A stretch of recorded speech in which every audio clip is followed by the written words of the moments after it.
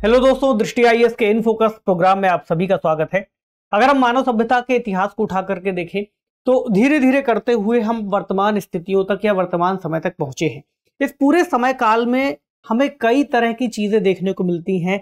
अलग अलग समय पर अलग अलग तरह से समाज का विकास हुआ, समाज का निर्माण हुआ और वर्तमान समय में जिसे हम आधुनिक युग के नाम से जानते हैं, इस समाज का विकास भी दिखाई देता है। लेकिन कई सारी रिपोर्ट्स, कई सारी संस्थाएं और वैश्विक स्तर पर अमूमन अगर एक आम नागरिक के तौर पर हम भी देखें तो हमको भी दिखाई देता है कि वैश्विक स्थितियों में जो भी विकास हुआ वो सभी के लिए समान रूप से नहीं हुआ। आज भी समाज के कई सारे जो वर्ग हैं वो हाशिए पर मौजूद है। जब वैश्विक संरचना के स्तर पर बात की गई तो यूनाइटेड नेशंस में एक प्रस्ताव पारित किया गया सस्टेनेबल डेवलपमेंट गोल्स का, यानी सतत विकास लक्ष्यों का। इन लक्ष्यों के अंतर्गत 17 लक्ष्य निर्धारित किए गए और ये कहा गया कि सभी देशों को, चाहे वो अमीर हों, गरीब हों या मध्यम आय वाले देश हों, उन सभी को विकास के स्तर को आगे बढ़ाना है और सतत रूप से विकास करना है। इस तरह से डेवलपमेंट करना है ताकि आने वाली पीढ़ियों के लिए हम वर्तमान संसाधनों को छोड़ करके जाएं और लगभग वैसा करके जाएं जैसे वे हमें प्राप्त हुए थे।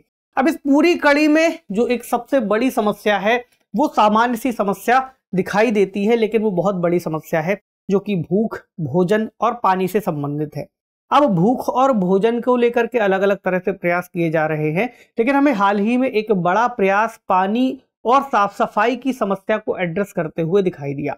यूनाइटेड नेशंस के अंतर्गत एक कॉन्फ्रेंस का आयोजन किया गया है जो यूएन वाटर कॉन्फ्रेंस 2023 के नाम से जानी गई है। तो एक सवाल ये हो सकता है कि आज से काफी समय पहले, लगभग 46 वर्षों का समय बीत चुका है जब इसकी जैसी या इसकी तरह की पहली कॉन्फ्रेंस आयोजित हुई थी, तो 46 साल बाद क्यों आयोजित की गई है यूएन वाटर कॉन्फ्रेंस? इसमें किस किस तरह के उद्देश्यों को शामिल किया गया है? इसका बेसिकली मकसद क्या है?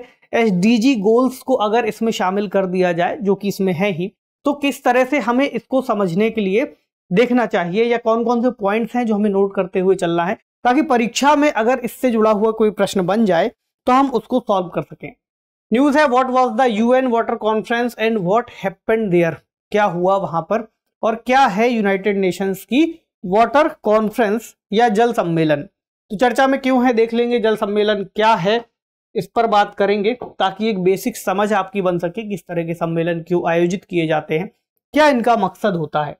वर्तमान में जो सम्मेलन है उसके कौन कौन से प्रमुख बिंदु हैं, सस्टेनेबल डेवलपमेंट गोल्स कितने हैं, हमने आमतौर पर उन पर पहले भी चर्चा की है, लेकिन एक बार फिर से समझ लेंगे। और खास तौर से वो गोल जो पानी से जुड़े हुए लक्ष्यों से डील करते हैं या इनसे संबंधित है। तो सम्मेलन के क्या परिणाम निकल करके आते हैं और क्या प्रश्न आपसे पूछा जा सकता है, चूंकि मेंस में इससे जुड़ा हुआ कोई सवाल पूछे जाने की संभावना ज्यादा है। चलिए, जीएस पेपर 2 और जीएस पेपर 3 अंतरराष्ट्रीय समझौते और पर्यावरण एवं पारिस्थितिकी दोनों ही खंडों से जुड़ता है। चर्चा में इसलिए है क्योंकि संयुक्त राष्ट्र जल सम्मेलन 2023 का आयोजन किया गया है 22 से लेकर के 24 मार्च तक, यानी पिछले महीने, और अब इसके जाकर के हमको आउटपुट मिल रहे हैं। इसका आयोजन हुआ था न्यूयॉर्क में। अगर ये एक प्रश्न पूछ दिया जाए तो याद रखिएगा कि संयुक्त राष्ट्र जो जल सम्मेलन है उसका आयोजन कहाँ हुआ है, 2023 का सम्मेलन है। तो ये 46 साल बाद इस तरह की पहली बैठक है जिसका आयोजन किया गया है। मतलब इसके पहले ऐसी बैठक 46 वर्ष पहले हुई है। इसके अंतर्गत एक रिपोर्ट जारी की गई है, सतत विकास के लिए जल 2018 से 2028 रिपोर्ट। बेसिक बात ये पता चली है कि हम 2030 तक जो सतत विकास लक्ष्यों को लेकर के चलते हैं उसमें लक्ष्य संख्या 6 जो कि क्लीन वाटर और सैनिटेशन की बात करता है, उसको पूरा करने के ट्रैक पर नहीं है। यानी हमने जो लक्ष्य निर्धारित किया है आने वाले समय में हम उसको पूरी तरह से प्राप्त नहीं कर पाएंगे। अब चूंकि ये समस्या है और इसको प्राप्त करना जरूरी भी है, तभी तो हम वैश्विक समानता को लेकर के आ पाएंगे। और वैश्विक समानता के साथ साथ जो हमारे पास संसाधन है हम उनका साझा रूप से उपयोग कर पाएंगे। तो संयुक्त राष्ट्र के अंतर्गत तत्काल कार्रवाई की आवश्यकता को रेखांकित किया गया है कि अब हमें इसके लिए एक्शन लिए जाने की जरूरत है। इसके अलावा इस पूरे सम्मेलन में इस तरह के आइडियाज को आइडेंटिफाई किया गया है, विचारों की पहचान की गई है जो कि बड़ा चेंज ला सकते हैं। क्योंकि अब के समय में इतना समय हमारे पास है नहीं, 2023 चल रहा है, 7 वर्षों का समय। और मिल पाएगा। 30 तक हमें उन्हें पूरा करना है। तो हम ऐसे आइडियाज की पहचान करें जिससे हम उन चीजों को अपना सकेंगे जो परिवर्तनकारी हो। इसके अलावा क्षमता का विकास, डेटा, सूचना और नवाचार कुछ प्रमुख बातें हैं। इसके अलावा फंडिंग की बात है, शासन के माध्यम से परिवर्तन को गति देने के लिए नीति निर्माताओं से जुड़ी हुई कुछ सिफारिशों की बात है। इसके अलावा ये जो कार्यक्रम आयोजित किया है या सम्मेलन आयोजित किया गया है, इससे मिलने वाले जो आउटपुट्स हैं वो आने वाले कार्यक्रमों के लिए बहुत ज्यादा महत्वपूर्ण हो सकते हैं। जैसे कि एक हाई लेवल पॉलिटिकल फोरम जिसकी बैठक जुलाई में होगी न्यूयॉर्क में, इसके लिए इसके इनपुट्स काम आएंगे।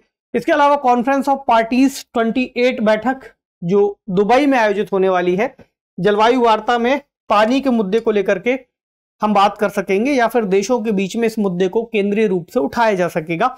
यह भी इसका एक अहम मकसद है, क्योंकि कोई भी बैठक जब आयोजित होती है तो वहां पर किन किन बिंदुओं पर बात होगी वो इस आधार पर निर्धारित हो सकते हैं कि कौन सा मुद्दा इस समय के हिसाब से बहुत जरूरी है जिस पर हमें एक्शन लेना चाहिए।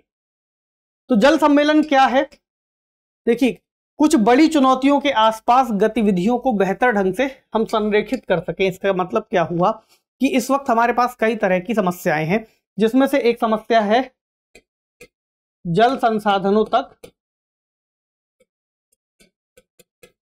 पहुंच की।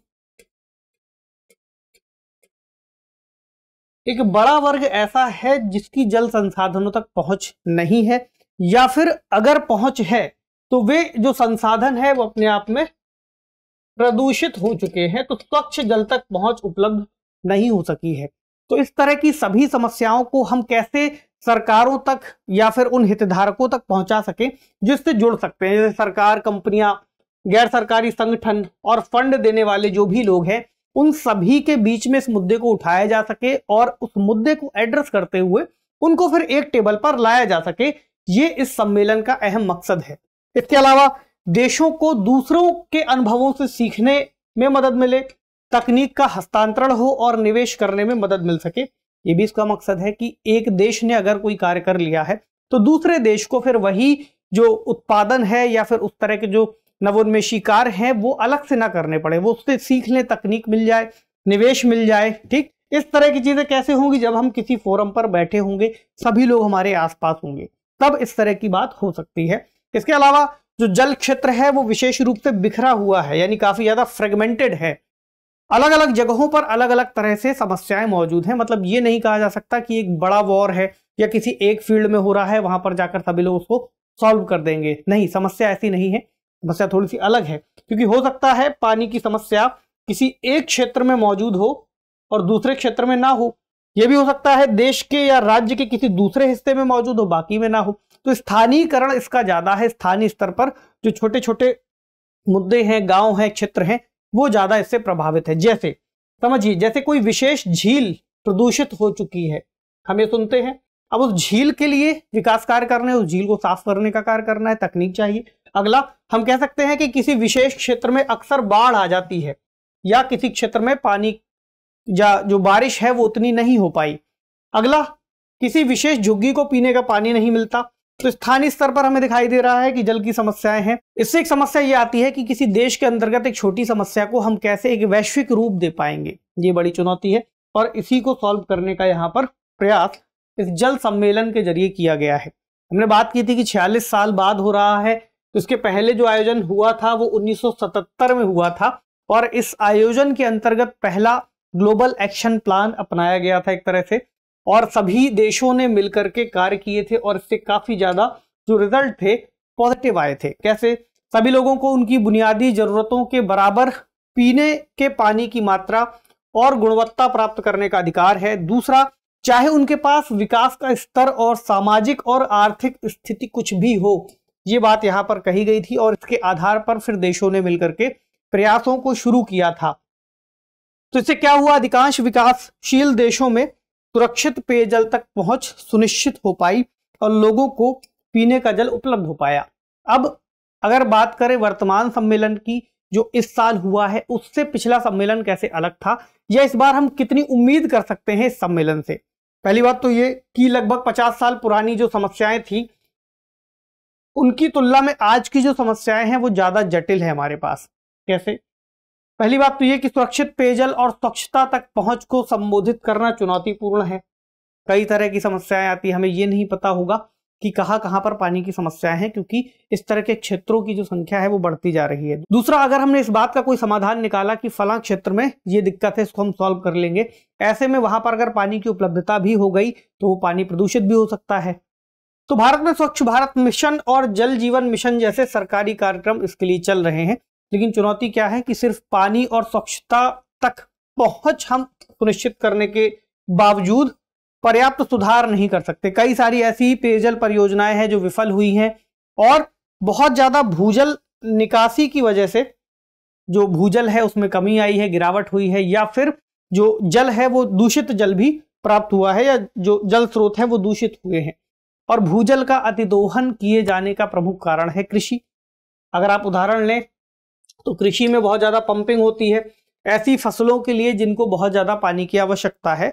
उदाहरण के रूप में हम धान की बात कर सकते हैं। तो कई सारे ऐसे क्षेत्र हैं जहां धान उगाई जा रही है लेकिन वहां पर उतनी बारिश नहीं होती, तो जो भूजल है उसका उपयोग किया जाता है। धान की फसल उपजाए जाने का एक बड़ा कारण यह भी है कि उसको एमएसपी की सुविधा या न्यूनतम समर्थन मूल्य के अंतर्गत रखा गया है, जबकि कई सारी ऐसी फसलें जो कम पानी का उपयोग करती हैं उनको एमएसपी के थ्रू नहीं लाया गया। तो सिंपल सी बात है, किसान किसको उपजाने के लिए प्रेरित होंगे?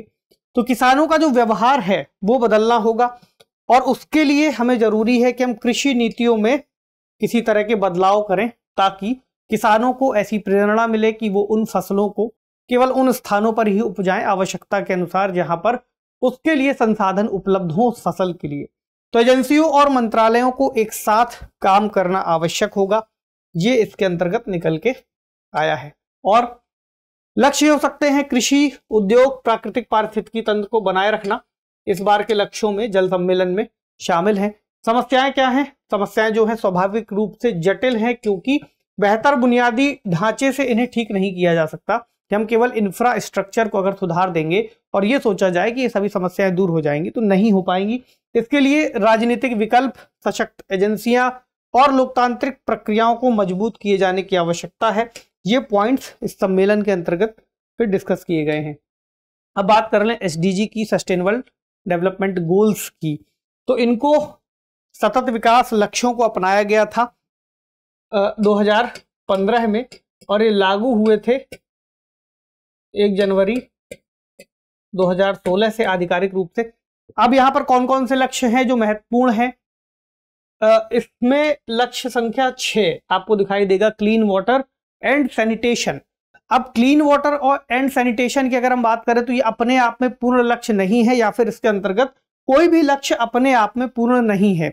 हमें धीरे धीरे करते हुए इसीलिए इन सभी लक्ष्यों को प्राप्त करना होगा, ताकि हम सतत विकास की ओर आगे बढ़ सकें। 2030 तक इन लक्ष्यों को पूरा किया जाना है, और ये लक्ष्य कानूनी रूप से बाध्यकारी नहीं है। देश खुद से इन बातों को तय करते हैं कि वो कितने लक्ष्यों को प्राप्त करने के लिए किस तरह की योजनाएं चलाएंगे। तो अगर हम यहाँ पर क्लीन वाटर एंड सैनिटेशन को देखें तो और कौन कौन से लक्ष्य हैं जो इससे जुड़ जाते हैं? पहला, इसके लिए हमें एनर्जी की भी आवश्यकता होगी, तो अफोर्डेबल एंड क्लीन एनर्जी। दूसरा, गुड हेल्थ एंड वेलबींग। तो कई सारे लक्ष्य, हालांकि सभी जुड़ेंगे, क्योंकि अगर हम इंडस्ट्री, इनोवेशन एंड इंफ्रास्ट्रक्चर पर काम नहीं करेंगे तो जो निकलने वाला औद्योगिक प्रदूषण है वो भूमि जल को खराब करेगा। अगर हम रिड्यूस इनइक्वालिटी पर काम नहीं करेंगे तो समानता स्थापित नहीं हो पाएगी, महिलाओं को इतनी आसानी से स्वास्थ्य की सुविधाएं या पेयजल तक पहुंच सुनिश्चित नहीं हो पाएगी। तो हम ओवरऑल देखेंगे तो सभी लक्ष्य इस आधार पर एक दूसरे के पूरक दिखाई देते हैं। अब लक्ष्य संख्या 6 के अंतर्गत भी कुछ प्रमुख लक्ष्य हैं, उनको सब पॉइंट्स में डिवाइड किया है।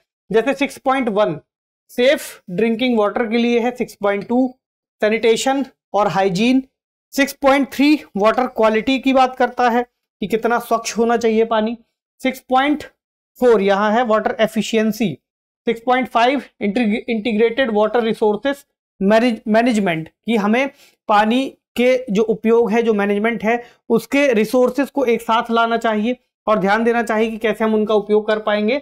6.6 है वाटर रिलेटेड इकोसिस्टम, यानी हम उससे जुड़ा हुआ एक इंफ्रास्ट्रक्चर डेवलप कर पाए।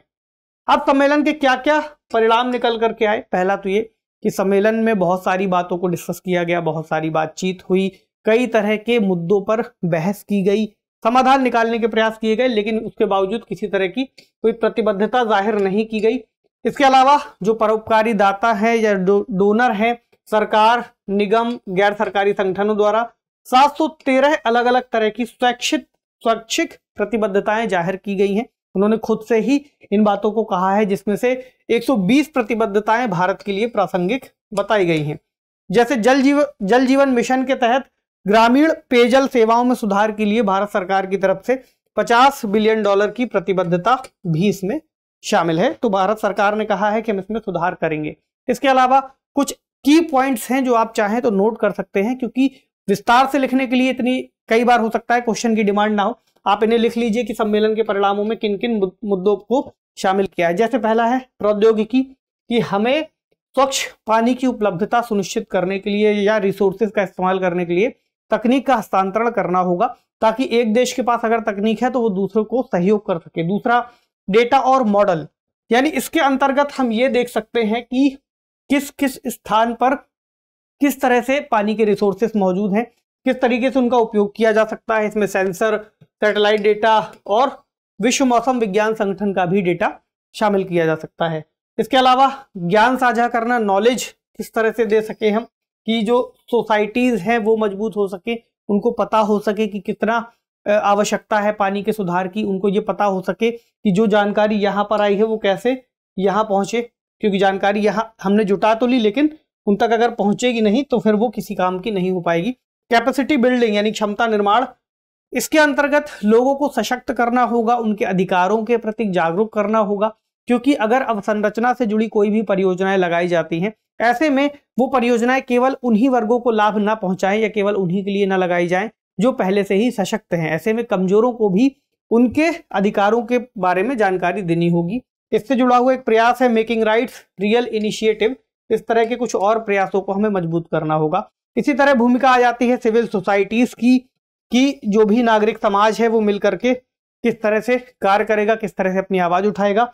और पर्यावरण, सामाजिक और कॉरपोरेट प्रशासन कि हम कैसे एनवायरनमेंट को इस पूरी प्रक्रिया के अंतर्गत सेफ रखते हुए सोसाइटी और कॉरपोरेट स्ट्रक्चर को जोड़ सके, ताकि लोगों को इस दिशा में मदद मिल सके और ये मदद कर सके, फंडिंग मिल सके, लोगों को जागरूक किया जा सके। तो एक ओवरऑल ये, क्योंकि किसी सिंगल पॉलिसी के तहत ये पूरा जो विषय है डील नहीं किया जा सकता, क्योंकि अगर इतना सिंपल होता तो हर देश अब तक इसको डील कर चुका होता या इसका समाधान निकाल चुका होता। इसलिए बात की गई है कि विश्व के सभी देशों को मिलकर के कार्य करना है, क्योंकि इसमें ही ग्लोबल वार्मिंग और क्लाइमेट चेंज जैसी समस्याएं भी सामने आएंगी, जिस पर किसी एक देश द्वारा उसका सॉल्यूशन नहीं निकाला जा सकता।